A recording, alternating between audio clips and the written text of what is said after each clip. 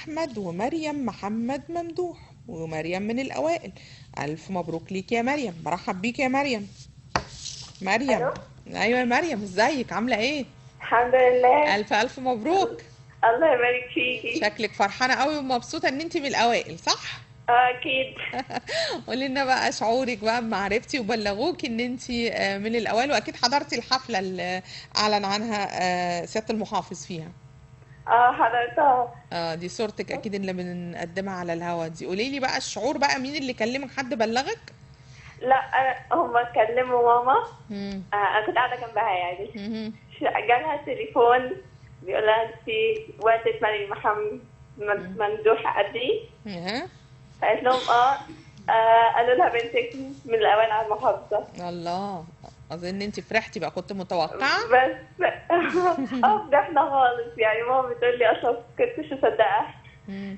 بس فرحنا بقى واتنططنا وكل حاجه. قولي لي يا مريم، انت من شمال سيناء ولا من محافظه تانية؟ من شمال سيناء من العريش. اصلك اللكنه بتاعتك او بتاعتك غريبه شويه يعني. يعني قولي لي بقى، انتوا عايشين مستقرين هناك في العريش مش كده؟ عايشين هنا في العريش مستقرين. نفسها. في العريش ماما بتشتغل ايه؟ ماما دكتورة صيدلانية. ما شاء الله. طيب ده يعني في حافز كبير ليك ان انت تبقي برضو من الاوائل ومتقدمة، عشان ان شاء الله تحققي حلم اكيد الاسرة يعني. إن شاء الله. قولي لي بتحلمي بايه بقى يا مريم؟ هندسة، بحب الماث مم. والحاجات دي. الله. طب وبعدتي عن الصيدلة ليه؟ بابا بقى مهندس. عشان كده اخده جانب بابا يعني. طب اه تمام. قولي لي بقى، كنتي بتعملي ايه، بتنظمي وقتك ازاي، عندك مثلا هوايات معينة بتديها برضو جزء كده للترفيه عن نفسك؟ كنت بحب الرياضة وبلعب رياضة. مهم.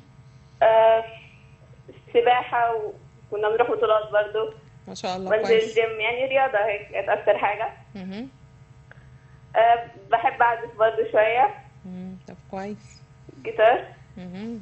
حلوة بس حلوة، هوايات جميلة قوي. كنت محافظة عليها، ولا كنت بقى أيام المذاكرة والدراسة بتقولي لا هبعد عنها شوية، ولا كنت برضو مخصصة لها جزء؟ هي أيام الامتحانات الصراحة كنت بوقف خالص، بس أيام الدراسة لا عادي محافظة عليها. مهم. انتي بقى يعني كنت بتذاكري قد ايه، كام ساعة، وهل كنتي زي ما بيقولوا اليوم بيوم وتخلصي على طول؟ وطبعا اكيد خدتي دروس ولا ما خدتيش دروس؟ لا أخدت دروس صراحة. برافو، شاطرة والله. ما خدتيش مش كده؟ أخدت. اخدتي. طب اخدتي في ايه، في مواد ايه اللي كانت صعبة بالنسبة لك؟ آه، ساينس. ممكن المواد ساينس وماث مم. ودراسات. الساينس والماس والدراسات، بس التلاتة هي الماث كانت أكتر حاجة ممكن تكون محتاجة الماس درس كان اصعب الصراحة. حاجة ولا الدراسات؟ اصل انا دايما اسمع ان الدراسات بيقولوا الدراسات أغلب صعبة. حاجة صراحة بس. في الحفظ يعني شوية. مم. صعبة. مم. طب كويس قوي.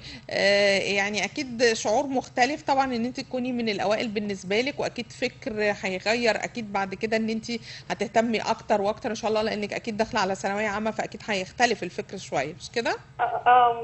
ان شاء الله باذن الله. ممكن نبارك لماما لو جنبك؟ اتفضلي. شكرا.